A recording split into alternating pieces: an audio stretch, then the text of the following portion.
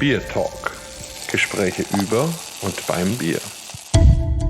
Hello and welcome to another episode of our podcast, BierTalk. Today we have maybe the guy with the most interesting job in the world on the phone here. We'll be talking to Juan Ignacio Eizaguirre. I hope I pronounced it right. He will correct me if I didn't. But it's not an easy name. It's a Basque name, but he's also connected to Argentina. And also he's in Germany, and he's also in America and in Asia and in many caves and lost places around the world. So he is a yeast hunter. So Juan, it's great that you are here. Maybe you say some words about yourself and then we start into the talk. Okay, perfect. The last name was perfect. Perfectly spelling. Thanks, Marcus, for the invitation. It's really glad to be here with you, talking about beer. This is the most important stuff. I am from Argentina. As maybe you know, in Argentina, we have a mixture of different cultures. In my case, my last name came from the Basque Country. That's why it's like a Basque name. I born in Buenos Aires. Then I studied biotechnology there in La Plata, and then I moved to the south to Patagonia. In Patagonia, I did my PhD on brewing yeast, mainly working with Saccharomyces eubayanus. Then we can talk more about that.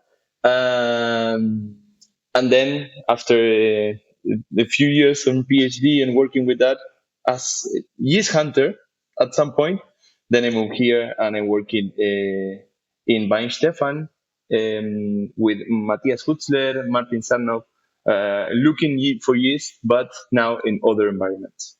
Yeah, what a fantastic story. So we already had a podcast with Martin and Matthias in the German version of the Beer Talk. So I'm very happy that we now do the English one and also tell our English-speaking audience about your fantastic job. Maybe, first of all, do you have a favorite beer? Or, other words, what beer would you drink maybe tonight? Well, that's an interesting thing. If you ask me a few years ago, I would say like maybe an American pale ale, something like that.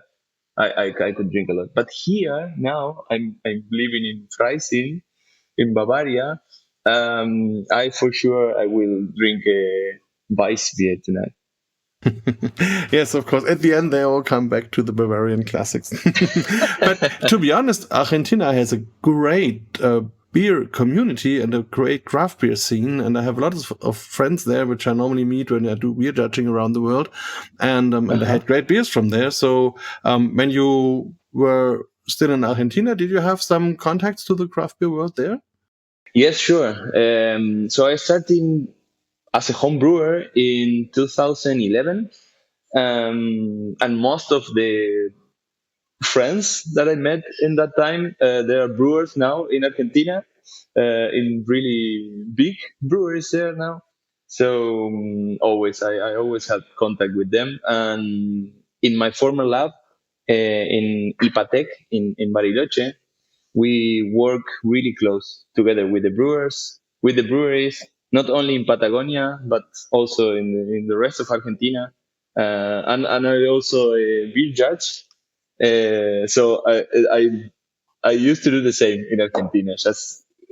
I don't know. Just having some beers and talk about them. And yeah, that's it. And visit different places in Argentina, South America, and have nice relations with brewers all around South America. And drinking beer for sure. Yeah. I was in Chile several times for judging there, and I will definitely come back this year for a new competitions, the Copa Araucanía. Great! I'm looking forward to that. So, have you ever been in the south of Chile or always in Santiago?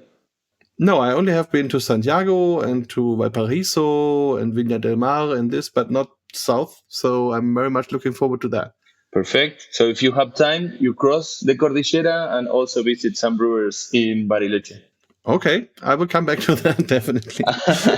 Yeah, it's a fantastic beer world, and also South America is a great continent to visit, and there's so many breweries and such a big emotional beer world with a lot of different beers and very great. Also local fruits, local herbs, local spices, local wood, and local yeast. Maybe also. So there's a lot of things going around. But maybe in general, was beer always something like a dream when you grew up as a boy, or was it occasionally that you came to that? So you know that, yeah, I'm from Argentina, and Argentina is more a wine country, you know. And when I started at the university, all my friends, my colleagues there, always laughing on me because I always said to the professor there when they ask, "Why are you studying biotech?" And all of my friends that wanted to, I don't know, get a cure for cancer or HIV or whatever. So do something with health. And I always got the same answer, like, no, I wanted to know how to produce wine, but in a scientific way. And the bad thing with the wine is that you can only ferment it once a year because you need the harvest of the grape. Um, and at some point, I have this one of the courses that I did there. The professor said, "Okay, we are going to make one of the oldest biotechnologies products in the world, beer." So he teach us at the university how to brew beer, and since that moment, I like get in love of that. So I moved from the wine to the beer, and then yeah, I started to make beer in my home, then with my friends, and then at some point I moved to Patagonia to do this PhD on the brewing science, and then I get more into the breweries. When I finished, I started to make consulting in Argentina, also in the US. And yeah, always, since 14 years now, I've been related to beer. Yeah, I remember when I first heard the word Patagonia in connection with beer. I think that was like 2014-ish, something like that. And there was this huge rumor that finally someone solved the mystery about the modern lager yeast. and there was a lot of articles and things going around. I think nowadays we know it's a bit different, but have you been there at this time? Were you involved in this yeast hunt there? Yeah, so the discovery, it was made by Diego Lipkin. Diego Lipkin was my advisor at the PhD. So when I finished my degree on biotech, my grandfather at the time, he gave me a newspaper with a note that said like, in Bariloche, in Patagonia, researchers found the origin of lager beer. And I said, okay, cool. So I checked of the name of this guy, and I called him and I said, I'm finished my studies. I wanted to do a PhD. Can I do it with you? And hopefully Diego was looking for a person to make a PhD there to understand more of this species, because at that point it was a new species. He discovered that and published that in 2011, and I started with the PhD in 2013.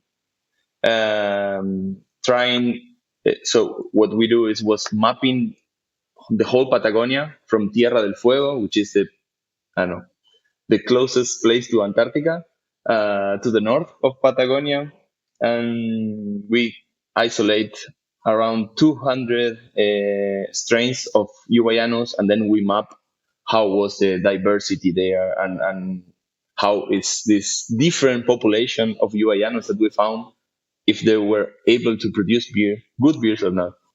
So my main thesis was on looking in these genomic new strains and how they can work on the brewing science, and also preparing like hybrids and evolved strains for the industry. So always related with this eubayanus and brewing beer. Wow, that's really interesting. And I think one of the big companies, I think Heineken or Carlsberg, they did then later a beer with that. Yeah, it was in 2015, 16, maybe. I think 15 they sing the stuff, and then they brew the beer in 16. and they call H41 because this is the latitude where is Bariloche when we found the first eubayanus. And they call this limited beers white lager project. And after we found it in Patagonia in 2011, then in 2014, the same yeast was founded in Tibet, China, in North Carolina, US, and then appear also in New Zealand, and a few years ago appear here in Europe, in Ireland. At that point, they brew only beer with the North Carolina one, the Tibetan one, and our Patagonian one. So this yeast must have spread from around the whole world, but the question is from where? So did you find out the origin? Most of the Saccharomyces are found in China. So the main topic that all the yeast researchers discussing about the ecology of Saccharomyces genus is, okay, this genus born in China because we can find all the species there, or most of them there. But then we don't know when, at some point, eubayanus traveled from China to Patagonia, and it's really well established there.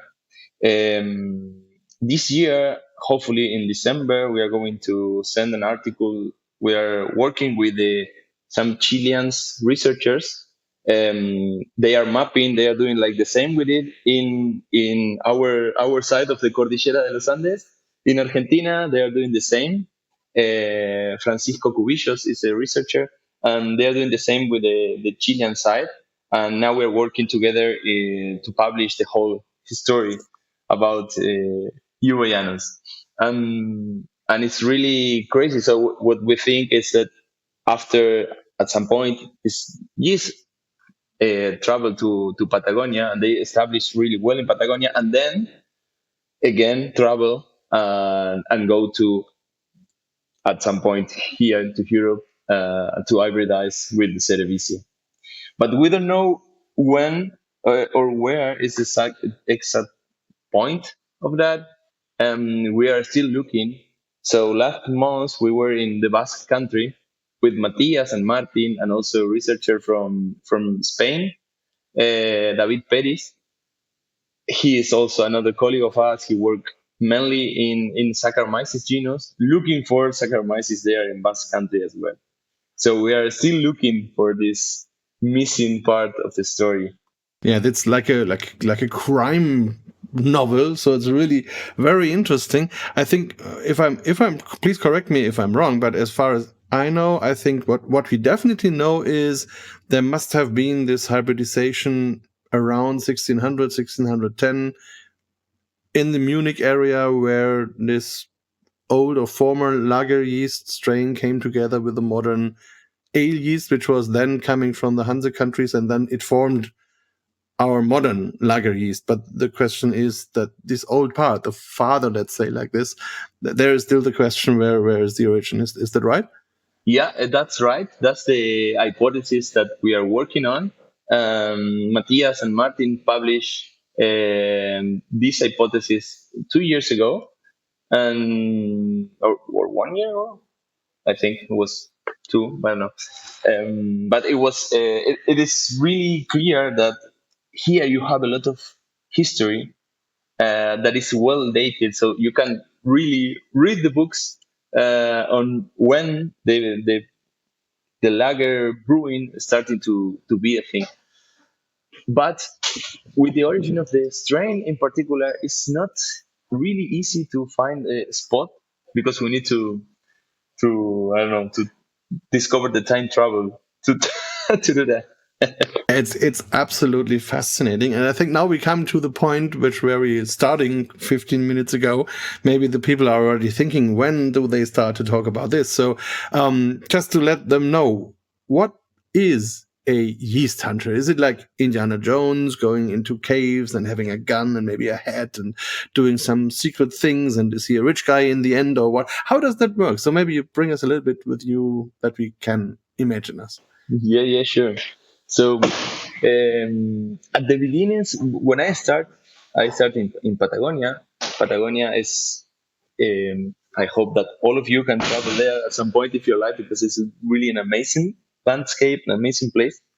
What I mainly do is go into the forest looking for some organic things.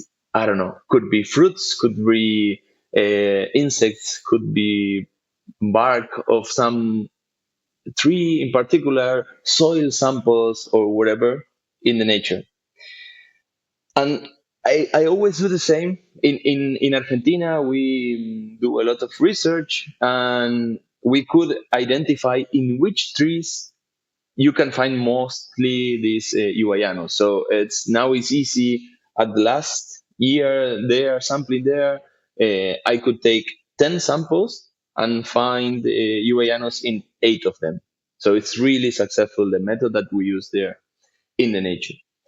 Now that I'm here and you have a lot of history and a lot of historical places, it's changing completely for me because I used to go to the nature and walk really far away from the trials, from the road, wherever, trying to be really isolated because the story that I wanted to take from the nature is something really old, not an anthropic place where humans are eating or drinking, maybe drinking a beer or craft beer, and then they let the yeast there. But here, with Matthias and Martis, I'm learning a lot of the historical places where people sitting around to drink beer. So we are not only looking on natural places, we are also looking for anthropic places. We were in Schwabach, taking sample from, I don't know, 500 years old caves or lager lagering places. And it was crazy for me because I never been in those places. Now I'm doing like working and also, I don't know, learning about history of beer here. So it's perfect. Yeah, this is totally fascinating. I also have been to Schwabach and was going with Martin to these old caves, and I don't know if he brought you to the same place, but one of them, it was like an underneath cathedral. It was huge, very huge place where they were storing the beer and but also smaller ones, and it's really beneath the whole city, just in the underground and totally forgotten. But it was a great beer city, a city with a lot of history about brewing, and that is really interesting to find this. And but in general, if you collect these biological things, do you have to wear special suits or to have special instruments, or do you have like sealed boxes, or how does that look like? Yeah, so when the first thing for me is like understand what are you looking for. So if you are in the nature, you need to go really in an isolated place where nowhere is or nobody could reach. If you're looking for an anthropic place because you wanted to tell some anthropic and historical story about beer or beer brewing, you need to go to these places and where they were working on and with which material and where. And then when you select the place, you need to get some tools for sure, but it's not so complicated. You don't need to use special suits or the Indiana Jones, I don't know, skirt or whatever. Yeah, nothing. But what you need is some sterile container. So that's the main thing. So you need a sterile container. Could be in a sterile bag or in a sterile like pot or flask or wherever you have in a sterile that you can find a sterile. That is okay. We used to work with sterile bags. They are really cheap, so you can buy it, and it's easy to handle them. Then you need some forceps, scissors, maybe some knife to take the sample. Again, depending on the sample that you are collecting, the tool you are going to use. But in most of the cases, you are going to disinfect, clean the tools really well before the trip, and then in between each sample, you need to disinfect with ethanol and maybe flame it with the burner, and that's it. And then you took the sample, you put in your bag, a sterile bag, And then we came to the lab, and in the lab we trying to isolate or cultivate those yeast. You know that yeast or microbes in general, you cannot see them, right? So we see some yeast when they are like, I don't know, maybe 1 million of cells. And then when you have 1 million or maybe half a million, you can say, okay, there are yeast there, there's bacteria there. But if not, it's impossible. So what we take, it's just a sample of some organic compounds where maybe the yeast could grow. And then we take this to the lab and incubate it in, depends on what you are looking for. In our case, we need yeast for brewing. So we use just wort, hopped wort, and that's it. That's the main media we use. And if there is something that can grow there, then for sure it can grow in a beer and then can ferment the beer. So we take the samples, we incubate in this media, and then wait to identify them. That sounds really interesting. So you have all your boxes, and then there starts something. And when do you know that, okay, we found something that makes beer? Is it necessary that it looks like beer, or does it have to have foam? Or when do you say, okay, this is interesting, or do you have to look for everything in the microscope? So the first thing is you need to be patient, right? Because you are incubating some piece of bark that maybe has, I don't know, 10 cells of some yeast. And then you need to wait until you have 1 million to see it. So you need to be patient in this field. And maybe it's about maybe, I don't know, 1 week to 10 days. You need to incubate the samples, and then you see two different things, but it's the same as when you brew like a wild or an open fermented beer. It's just you need to see some turbidity and some bubbles. If there are turbidity and bubbles, for sure you have something growing on there. And then there are a few rules to identify, okay, this is yeast or this is bacteria. Just looking in the tube, because you know that the cells of the yeast are 10 times bigger, maybe more than the bacteria. So at the end, they can sediment in the tube where you are growing or incubating this sample. So you can see like a creamy slurry of some yeast at the bottom of the flask. And then it's just starting the old microbiology techniques to isolate in petri dishes, several media, until to get like an isolated colony, and then you can identify with molecular methods. In my former lab, we use a PCR method, so we need to isolate or extract the DNA and then make a PCR. A lot of biological molecular terms. Don't worry about it. But it takes long. It takes like 1 week to identify a yeast and know, okay, this is Saccharomyces eubayanus or whatever. In this case, yeah, I'm sorry. In this facility, the thing is, in 1 day, because we have a machine here, it's called Malditov, and it's working in like I maybe it's 1 minute, maybe it's less. So, but in 1 minute, if you have a colony of a yeast, you can say, okay, this is a Saccharomyces, blah blah blah, or a Torula spora, blah blah blah, and it's perfect. So I'm working with tons of samples right now, and I get results really fast. Fascinating. I think during or after the pandemic, we all know how PCR works. So some learning curves. But so in general, what I'm curious about is I wouldn't expect that you find like pure strains. So normally, if you have like a piece of bark or like a dead bug or something like that, isn't there a lot of things going on, like bacteria and yeast and whatever things? So how do you isolate that? So yeah, so mainly you have, depends on the sample, you could have the three of them, like bacteria, fungi, and also yeast. We used to put some ethanol in the media And if you are growing something in 5% of ethanol, maybe you avoid most of the bacteria. You can also add some antibiotics to the wort, and then with antibiotics in the wort, you avoid completely the bacteria. So depends on the media we are preparing for those yeast hunting.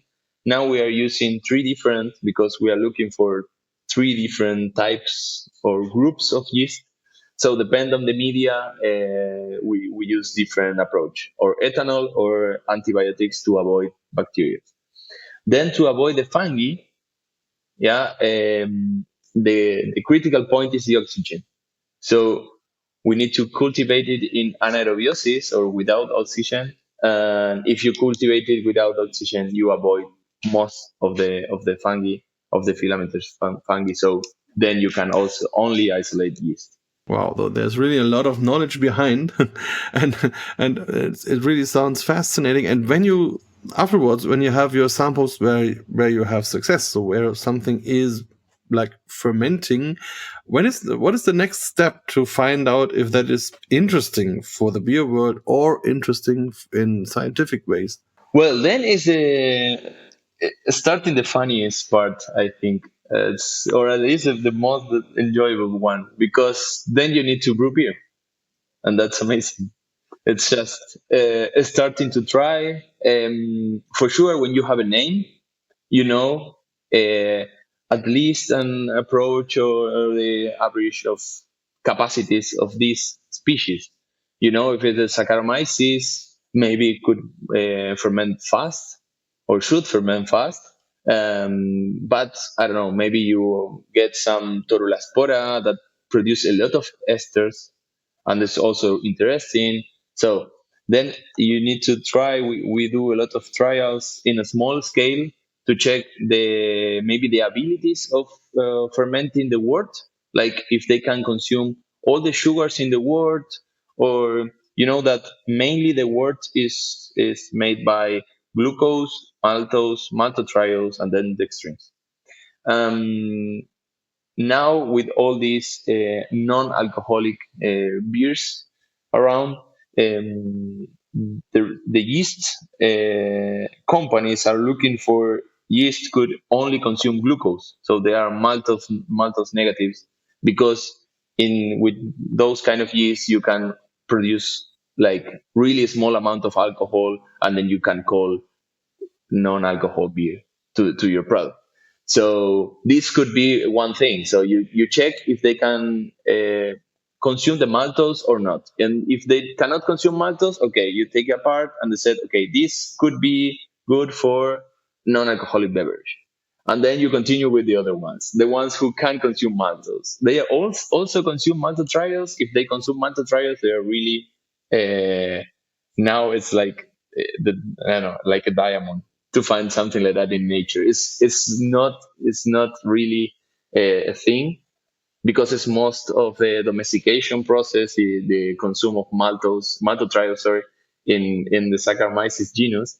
So if you find one like the Yuri that they found here a few years ago who could consume this maltotriose, it's really important. And then for me, most important than the sugars is the aromatic profile, because at the end you need to drink the beer, right? And you need to enjoy, and it should be taste good and smell good. If not, no, nobody wants to drink that. So yeah, it's both ways. You need to work on the specifics, sugar consumption, pH level, and rate of fermentation. But then also you need to check on the aroma profile. Yeah, that's really a great story. And I just imagine, is it right if I say, if we look back like 40 years ago and we have a yeast zoo, there was more or less 2 or 3 yeasts in these cages. And now you have a whole zoo with hundreds and totally different ones. And it's much more interesting to walk around and try this and this. Is that a good imagination? Yeah, it's totally correct. But it's also depending on where we are, right? Because maybe here in Bavaria, it's like lager beer and Weiss beer, or maybe in this part you can go to most on the north. You get more ale and other ales. But yeah, it was ale, lager, Cerevisiae, Pastorianus, and that's it. If you move to other countries like Belgium, with some spontaneous fermentation, you get some Brettanomyces, you also get some Cluberomyces, Lachantia, Thorulaspora, but really seldom, really rarely. So mainly it was like Cerevisiae, Pastorianus, ale, and lager. And now, not only we as researchers or yeast researchers, but the companies they have. If you check now, I don't know, some Laleman, Fermentis, yeast companies, they have also offer you Lachantias, Brettanomyces. There's also some companies, a smaller one, liquid ones, that they offer you Mechnicovias, Torulasporas. Here in Weihenstephan, we use a lot of Ciberlinderas, also Torulasporas, also Saccharomyces paradoxus or Yuri. So it's, yeah, there are plenty of them, and they are, all of them are different, and they have different profile, and then depends on the hand of the brewer how to shape the beer that they want with a new product. And for me, most one of the most fascinating stuff is like what something that we did in Argentina, in Patagonia, is you can really have your own local yeast isolated from your environment, and you can tell nice stories about that. Yeah, did you hear about the Rogue's Beard beer? Beer, yeah. Yeah, this is a very local yeast, I think. I tell Martin that we should do the same with his beer. Yeah, why not? So for all the listeners who don't know, Rogue did a beer with the yeast isolated from the beard of the master brewer. And it turned out to be a very good beer. It was very fruity, very interesting. So I was very fascinated. Unfortunately, they didn't continue it. So I only had 2 bottles, but it was really a great experience. And so you can really do a lot. Maybe something also which is quite around now in the beer world is this northern yeast, like this Quake yeast or strains. I will also go to Norway at the end of this year to be at a congress and a Quake festival thing. So is that also something which belongs to the yeast world you were talking, or is that a little bit apart? No, yeah, for sure. It's all the farmhouse from Norway are really fascinating, and it's I think when they started, uh, not when they started, so when they came again to the brewing world, it was crazy. At least in Argentina, I know I was working for a few breweries, consulting in a few breweries there, and they were in love of this bike yeast because you can brew really fast, you can brew like a really standard product, and so at some point, several breweries were using this bike. Um, for me, it was crazy the first time that when I read about this Lars story on the bike. I remember that I got this book from Michael Jackson, and he mentioned that, in 1997, something like that. He talked about the bike yeast, but we never used it in the industry. I don't know. They started in maybe in 2016, so 20 years after that. So it was crazy for me. I didn't know that, and I did also a beer talk with Lars, and he told the whole story. But this is new, interesting. I will send a photo of the book. I have it, but yeah. Well, 2 years ago, the first time that I came here to Germany, Matthias and Martin invited me to go to yeast hunting to Georgia. We went to the Caucasus. For me, everything was crazy because I couldn't read the things because they have this own way to write, and they speak in other language. It was completely crazy, but it was so fascinating, this place. And we were taking samples in the nature in the Caucasus, but not only in the nature. We visit 4 small villages. I said villages, but maybe it's less. I don't know the English word for that because it was like maybe 10 houses. So it's really a small place in the mountain, and each of these places has his own brewery there, and they brew a beer with a copper basil. They said they have like 300 or 400 years old, these basils. They brew a beer completely in a different way that we know now, and then how it's brewing in the modern world. They used to grow the barley there in the mountain. They malt it in the brew houses, in the roof of the brew houses, and they prepare the beer. They mill it and they prepare the beer with them. But one of the most crazy things that we learned there is in one of the village they use not the bike with the wooden ring stuff like in Norway, but they dry the yeast in leaves. So they have a huge a plant with huge leaves, and they take the foam of the fermenter. In the second day, they said the second and the third day, where the activity is really high, they took a spoon, a copper spoon, and they collect the foam and then dry it in that leaf, and they hang it until it's dry, and then they put it in a small wooden box and use it the next year for the next season of beer because they have only 3 months where they can brew beer there. So for me, it was fascinating. We are now working with some of those yeast to understand what happened with them, and if there also could be some family of these bikes. Yeah, that would be interesting. That would be like a southeast strain because the normal quakes are left and right of these mountains in Norway, and this is really a great story. Wow. Yeah, also Martin and Matthias, they told me that in the former times the idea was that those people who wanted to brew, they had to walk into the forest and stay there for a while just to be there like a religious ceremony. And then they came back and then they started their process, and they were thinking that probably when they went to the forest and they lived in the forest, they took some of the microorganisms, yeasts, and brought that back also in the brew houses.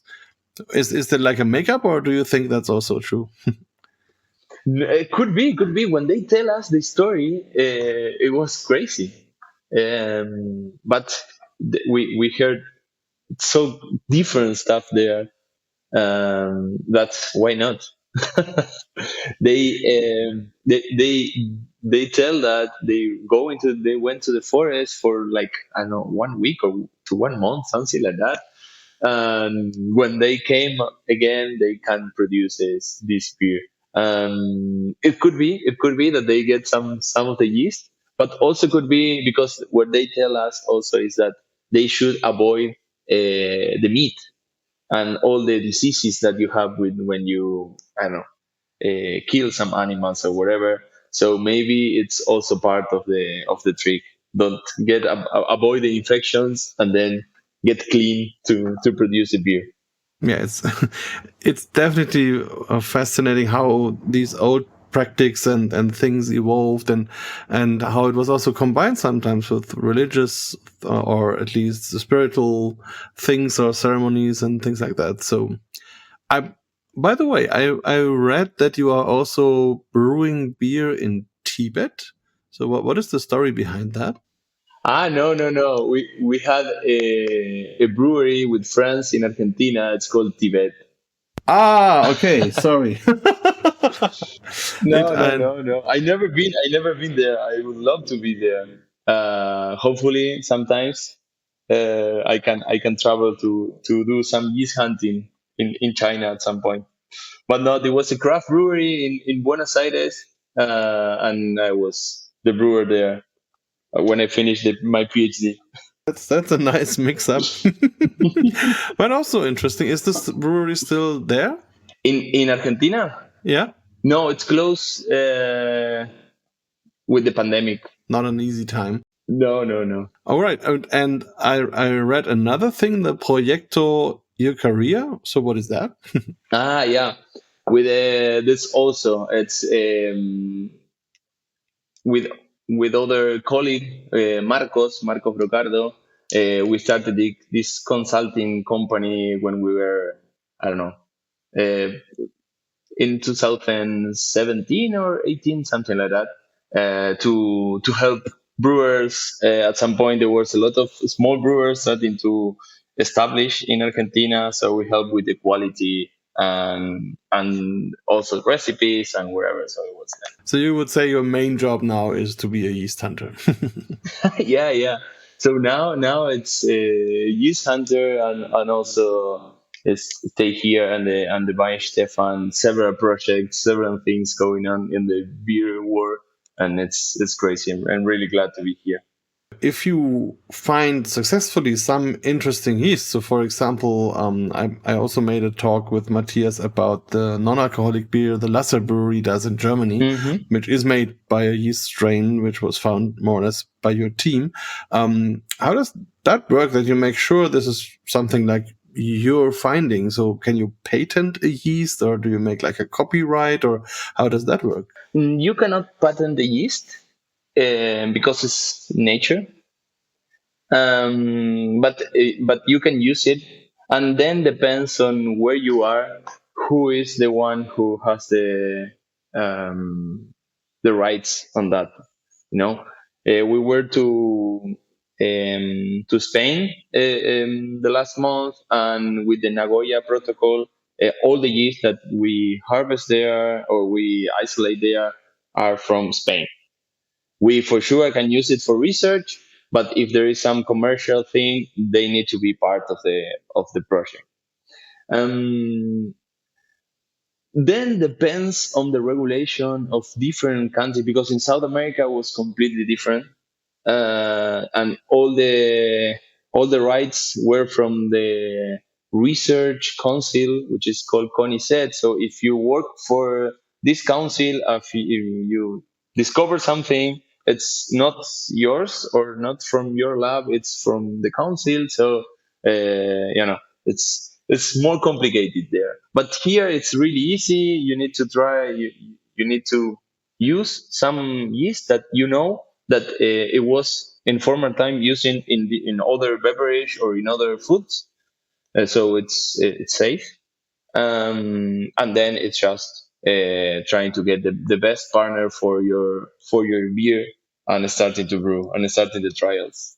And this is an interesting aspect. I think if how do you make sure if you find some new yeast or microorganism that it doesn't produce some byproduct which is maybe either not healthy or maybe like drugs or things like that? So is it In yeast it's not so common. If you have bacteria, you have these biogenic amines which are really complicated, and it's not nice, so you need to avoid those. In yeast is not common, but if there is really strain yeast, you should avoid that. So we know there are some genus that they are really established in the food and in the beverage world, fermenting world. So we know that if we found something regarding this genus, it's okay. And there are a few trials that you need to do, and that's it. But it's also a thing that is um, not so well, how can I say, like documented, because at the end you are not eating in most of the cases you are not eating that yeast. So for example, in the non-alcoholic beer you need to pasteurize it, because if not, the product, it will be explode if they get a Saccharomyces or an ale yeast from your brewery. So you need to pasteurize at the end. So if the product is pasteurized, you have less concernings that you need to demonstrate. But if it's not, then yeah, it is more complicated, and then you need to do more trials. But most of the yeast, if they were found in some, I don't know, fermented food or fermented beverage, they are considered safe. Okay, so no new magic mushrooms. You never know. All right. Never know. Yeah, and if you look back to your work in the past years, so was there one yeast or two or maybe several ones where you would say, okay, was really a great thing we found, or I found, or we could get into the brewing world? Well, with the eubayanus, it was really successful, and it was really nice, all the work behind that, because at the beginning is, so you are a brewer, so it's, if I give you, if I tell you that I have a yeast that is not flocculent, that could it's really take really long to ferment, maybe 10 to 15 days to ferment, that produce phenols, that cannot consume all the maltose in the world. You probably never choose that, because it has a lot of complaining and a lot of different things that they are not really good when you are thinking on a brewing yeast. But then it was a lot of work, or we had to do a lot of work to trying to put that yeast in the brewing industry. So trying to decrease the phenolic compounds, trying to increase the rate of fermentation, also improving the flocculation. So there is a lot of work that you can do with yeast. And there is this technique, it's called experimental evolution. It's a kind of domestication, the same kind of domestication that brewers did for thousands of years, but in the lab you can do it really fast. So I get like with one of the strains of eubayanus, I get 500 generation in 2 years. At the end, we get a really, really successful yeast for the industry. So I think this was one of the most enjoyable strains that I use. And here we have a lot of promising yeast, some lachansias that ferment really fast.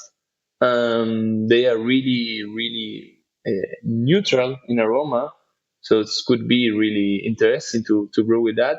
And also a few starmerellas that produce a lot of esters and also some like rose compounds, but cannot ferment maltose, so it could be for a non-alcoholic beer. So yeah, there is a lot of things that now we are working on. Yeah, that's also something I learned now, that you use the yeast more or less as like a raw material, and then you try to domesticate or to make new generations which have new aspects, new things that make them even better or more interesting for the brewing world. So there's a lot of work, also of your work afterwards, into it until it comes into the brewing world. That brings me into another question on that. When I was in the States, they do a lot of genetic engineering with yeast, which is not allowed here in Europe. But do you know if they also use some strains like you have, so some like wild strains, or do they more or less work with the classic strains and bring their engineering into them? I think both ways. So they have this GMO, okay. So they can for those they use mainly like commercial strains. They're really robust and they know perfectly, so they can only get the mutation in the gene that they want, and that's it. But they also there are a few works and a few companies working with wild yeast. So I think it's both. So the Philly sour from Lallemand, it's isolated. Was isolated in Philadelphia. So it was also from the wild. So and also in North Carolina, there in the university in Madison, they produce a few beers with eubayanus. The eubayanus isolated from them. So there are a few nice projects in the US as well with wild organisms. And do you have a personal opinion about this genetic engineering? Um, for me, it's I'm a molecular biologist, so I always learn how to do the modification in the genomes because it was my first duty.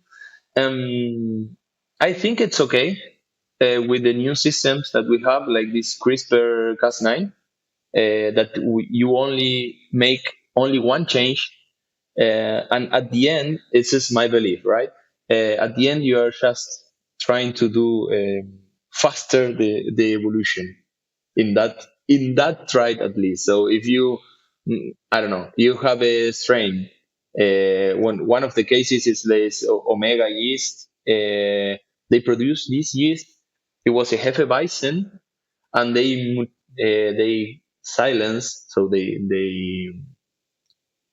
break this POF gene, one of the POF gene. So now it's only the banana aroma, and it's interesting because you have now a different background in the beer. So also in eubayanus, there are a few works they did eubayanus without phenols with this system with the CRISPR-Cas9, and now we know more and more of the background of the cells. So maybe 20 years ago, the ways to mutate a yeast were completely different, and you need to put a lot of antibiotic resistance to select then the yeast that you want, and that for sure is it's I should not do it. I will avoid that. But with these new systems that you can also sequence the whole genome from the origin and then from the mutated one, and you can check and you can prove that it's only one base difference, okay, I think that's okay. It's like with all the other raw materials, you really just find out how huge the potential is in the beer world. And somehow I find it good that we have this protection in Europe. On the other hand, I had a lot of GMO beers in the US or in the UK, where they somehow get the yeast into the country. Don't talk about them, but they do. and so Yeah. that's but in general, what is really fascinating is that you now can have a lot of aromas just by using the right yeast. So you could even brew without hops and still have a lot of hop aroma and all these things. So I think there is a lot of potential and a lot of opportunities. Also, if we look on the challenges we have on the hop side, on the malt side, Yeah. with the climate change and everything. So I think that's just another option. Yeah. For sure, it's a tool, really interesting tool, and now we know how to use it. So I think it's completely okay. It's and also for this yeast that you mentioned about this trying to, I don't know, to decrease the amount of hop that you use in beer, like all the thiolized yeast. That I think is perfect. I think it's perfect. But then, because I also in Argentina, I try a lot of these beers, and then at some points you need, to. It's like everything.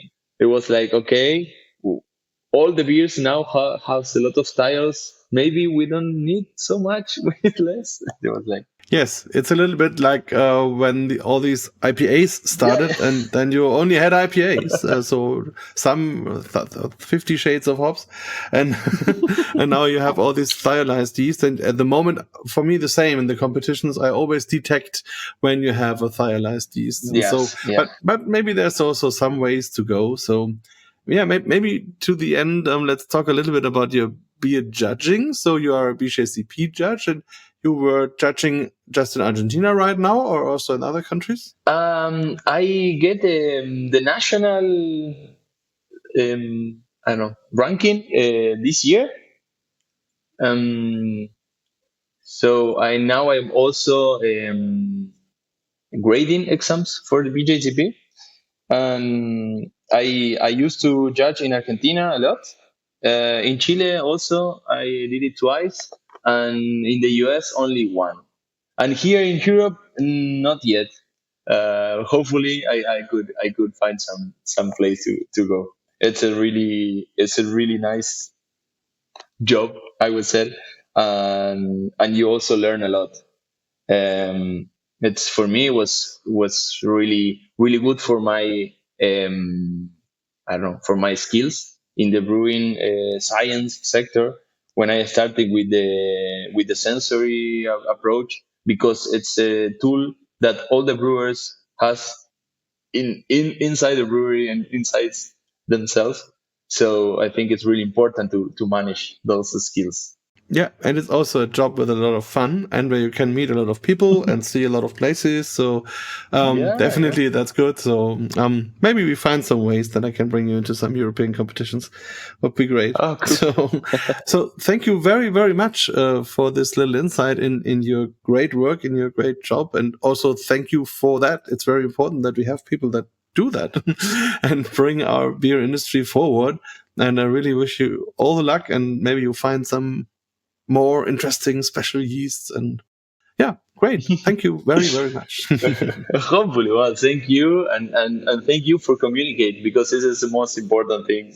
We can do a lot of work from the science, but we are not always the best guys communicating that. So it's really glad to have people like you doing that.